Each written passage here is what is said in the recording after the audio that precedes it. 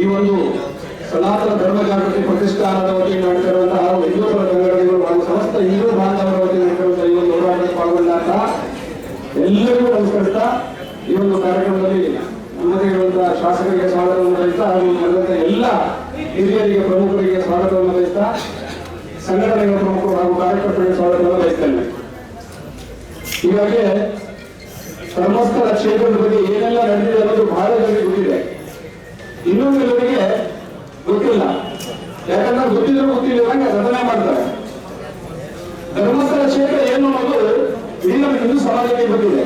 ಒಂದು ಕಾಲದಲ್ಲಿ ಧರ್ಮಸ್ಥಳ ಕ್ಷೇತ್ರದ ಹೆಸರನ್ನೇ ಗೊತ್ತಿರ್ತಾ ಇತ್ತು.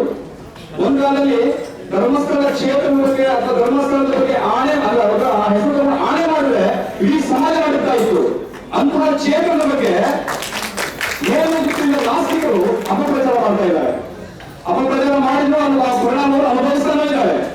ಇವತ್ತು ನಾವು ಸೇರಿದ ಉದ್ದೇಶ ಏನು ಅಂತಂದ್ರೆ, ಅಂತಹ ನೀಚರು ಸಮಾಜದಲ್ಲಿ ಇರಬೇಕಾದ್ರೆ ಅಂತವರು ತಗೊಂಡಂತಹ ಸ್ಟೆಪ್ಗಳನ್ನು ಯೂಟ್ಯೂಬ್ ಅಲ್ಲಿ ಅಪಪ್ರಚಾರ ಮಾಡೋದಿರ್ಬೋದು, ಸುಳ್ಳು ಸಾಕ್ಷ್ಯಗಳನ್ನ ಹೇಳೋದಿರ್ಬೋದು, ಇದೆಲ್ಲದರ ವಿರುದ್ಧ ಸರ್ಕಾರ ಕ್ರಮ ಈಗ ಸರಿಯಾಗಿ ತಗೊಳ್ತಾ ಇದೆ.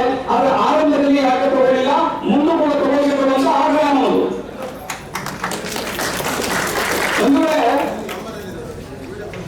ತಿಮ್ಮರಡಿ ಮಹೇಶ್ ಶೆಟ್ಟಿ ಅನ್ನೋರು, ಜಯಂತ್ ಟಿ ಅನ್ನೋರು, ಗಿರೀಶ್ ಮಟ್ಟಣ್ಣ ಅವರನ್ನೋರು, ಸಮೀರ್ ಅನ್ನೋರು, ಇವರಿಷ್ಟು ಒಂದು ಗ್ಯಾಯ ಮಾಡಿಕೊಂಡು ನಮ್ಮ ಧರ್ಮಸ್ಥಳದ ಹೆಸರನ್ನು ಹಾಳು ಮಾಡೋದು, ಜೊತೆಗೆ ನಮ್ಮ ಧರ್ಮವನ್ನ ನಾಶ ಮಾಡುವಂತ ಹುನ್ನಾರವನ್ನು ಮಾಡಿದ್ರು. ಹಾಗಾದ್ರೆ ಇಷ್ಟೇ ಜನ ಅಂತ ನಾವು ಕೇಳಬಹುದು? ಖಂಡಿತ ಇಲ್ಲ. ಇವರ ಹಿಂದೆ ಅನೇಕ ಪ್ರಾಣದ ಕೈಗಳು ಕೇವಲ ರಾಷ್ಟ್ರೀಯ ಮಟ್ಟದಲ್ಲ, ಅಂತಾರಾಷ್ಟ್ರೀಯ ಮಟ್ಟದಲ್ಲಿ ಕೆಲಸ ಮಾಡ್ತಾ ಇದ್ದಾವೆ. ದಕ್ಷಿಣ ಕನ್ನಡದಲ್ಲಿ ಶಶಿಕುಮಾರ್ ಸೇಂಗಿ ಎನ್ನುವಂತ ಒಬ್ಬ ಡಿಸಿ ಇದ್ರು. ಅವರು ಈ ಒಂದು ಎಲ್ಲ ಷಡ್ಯಂತ್ರದ ಹಿನ್ನೆಲೆ ಅನ್ನುವಂಥ ಗುಮಾನ ಎಲ್ಲರಿಗೂ ಇದೆ. ಶಶಿಕುಮಾರ್ ಸೇಂಗಿ ಇವತ್ತು ತಮಿಳುನಾಡಲ್ಲಿ ಅವರು ಇಲ್ಲಿ ವಿರೋಧ ಬಹಳ ಬಂತು, ನಮ್ಮ ಧರ್ಮದ ವಿರುದ್ಧ ಬಹಳಷ್ಟು ಕೆಲಸ ಮಾಡಿದ್ರು.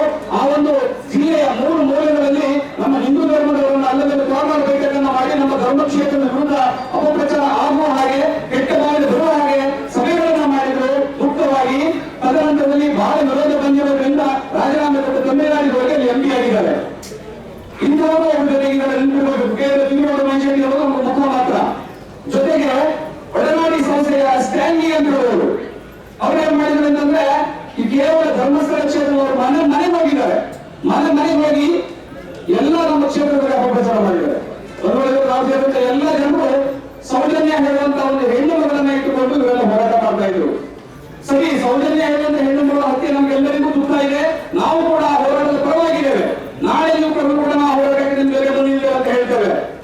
ಆದರೆ ಸೌಜನ್ಯರ ಹೆಸರಿಟ್ಟುಕೊಂಡು ಒಂದು ಧರ್ಮ ಕ್ಷೇತ್ರವನ್ನು ಹಾಳು ಮಾಡಿಕೊಂಡು ನಾವು ಸಹಿಸಲಿಕ್ಕೆ ಸಾಧ್ಯನೇ ಇಲ್ಲ. ನಾವು ನಿಜವಾಗ್ಲೂ ಅನ್ಯಾಯವನ್ನು ಸಹಿಸೋದಿಲ್ಲ. ನೀವು ಅನ್ಯಾಯದ ಪರವಾಗಿ ಅನ್ಯಾಯದ ವಿರುದ್ಧವಾಗಿ ಹೋರಾಟ ಮಾಡ್ತಿದ್ರಿ ಅಂತ ಹೇಳಿದ್ರೆ ಒಂದು ಕ್ಷೇತ್ರದ ಹೆಸರನ್ನು ಹಾಕಿ ಹಾಳಾಗಿ ಮಾಡ್ತಾ ಇದ್ರಿ. ಸೌಜನ್ಯ ಪರ ಹೋರಾಟ ಮಾಡೋದು ಸರಿ ಇದೆ, ಅದರಲ್ಲೂ ಒಂದು ಟೆಕ್ನಿಕಲ್ ಪ್ರಾಬ್ಲಮ್ ಇದೆ. ಸೌಜನ್ಯರ ಪರವಾಗಿ ಹೋರಾಟ ಮಾಡಿದ್ರು ಖರೆ. ಮೊದಲಿಗೆ ತಿಮ್ಮರಡಿ ಮಹೇಶ್ ಶೆಟ್ಟಿ ಅವರನ್ನು ಸಂತೋಷ್ ಅವರು ಒಪ್ಕೊಂಡಿದ್ದಾರೆ, ಪೊಲೀಸರು ಅರೆಸ್ಟ್ ಮಾಡಿದ್ರು, ತನಿಖೆ ಮಾಡಿದ್ರು, ಒಪ್ಕೊಂಡಿದ್ದಾರೆ. ನಾನು ಒಬ್ಬನೇ ಹಾಳು ಮಾಡಿದ್ದಾರೆ, ನಾಲ್ಕೇ ಸೇರಿ ಮಾಡಿದ್ದಾರೆ, ಸಂತೋಷ್ ಒಪ್ಕೊಂಡಿದ್ದಾರೆ ಅಂತ 2013ರಲ್ಲಿ ತಿಮ್ಮರಡಿ ಮಹೇಶ್ ಶೆಟ್ಟಿ ಹೇಳಿದಂತ ಸಾಕ್ಷ್ಯ ಇದೆ. ಇವತ್ತು ತಿಮ್ಮರಡಿ ಮಹೇಶ್ ಶೆಟ್ಟಿ ಏನ್ ಮಾಡ್ತಾ ಇದ್ದಾರೆ, ಅದೇ ಸಂತೋಷನ್ನ ಇವರು ವಕೀಲರು ಕಟ್ಟು ಬೇರೆ ಬಿಡಿಸ್ಕೊಂಡು ಬಂದ್ಕೊಂಡು ಅವರಿಗೆ ಮಂಪರ್ ಪರೀಕ್ಷೆ ಮಾಡಬೇಕು ಅಂತ ಜನ ಆಗ್ರಹ ಮಾಡಿದಾಗ ಇದೇ ಸೌಜನ್ಯರ ತಾಯಿ ಮಂಪರ್ ಪರೀಕ್ಷೆ ಬೇಡ ಅಂತ ಮಾತನಾಡ್ತಾರೆ. ಇದರ ಅರ್ಥ ನಮಗೆ ಗೊತ್ತಾಗಿಲ್ಲ.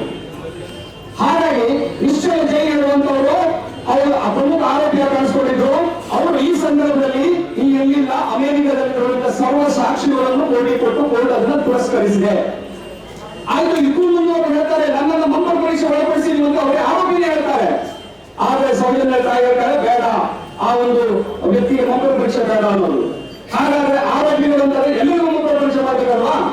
ಹಾಗೆ ಆ ಒಂದು ವಿಶ್ವ ಜೈನಿಗೆ ಮಂಪರ್ ಪರೀಕ್ಷೆಯನ್ನ ಪೊಲೀಸರು ಮಾಡ್ತಾರೆ. ಮಾಡಿದಾಗ ಅಲ್ಲಿ ಪ್ರತ್ಯಕ್ಷವಾಗಿ ಗೊತ್ತಾಗತ್ತೆ ಅವರು ಅಮೆರಿಕದಲ್ಲಿ ಸತ್ಯ ಅನ್ನೋದು ಗೊತ್ತಾಗುತ್ತೆ. ಹೀಗೆ ತಾಂತ್ರಿಕ ವಿಚಾರಗಳು ಬಹಳಷ್ಟು ಇರೋದ್ರಿಂದ ಇದ್ರ ಹಿನ್ನೆಲೆಯಲ್ಲಿ ನಾವು ಟಿವಿಯಲ್ಲಿ ನೋಡ್ತಾ ಇದ್ದೇವೆ. ಗಿರೀಶ್ ಮಟ್ಟಣ್ಣ ಅವರು ಯಾವ ರೀತಿ ಮುಂದೆ ನಮ್ಮ ಯುವಕರು ಸಹ ಮಾತಾಡ್ತಾರೆ. ಗಿರೀಶ್ ಮಟ್ಟಣ್ಣ ಅವರು ಯಾವ ರೀತಿ ಸುಳ್ಳು ಸಾಕ್ಷಿಯನ್ನು ಅನನ್ಯ ಭಟ್ ಹೇಳುವಂತ ಕೊಲೆಯಾಗಿದೆ ಅಂತ ಹೇಳುವಂತ ಸಾಕ್ಷಿಯನ್ನು ಸೃಷ್ಟಿ ಮಾಡಿ ಸುಜಾತ ಭಟ್ ಇವತ್ತು ಜೈಲು ಸ್ಥಿತಿಲಿದ್ದಾರೆ.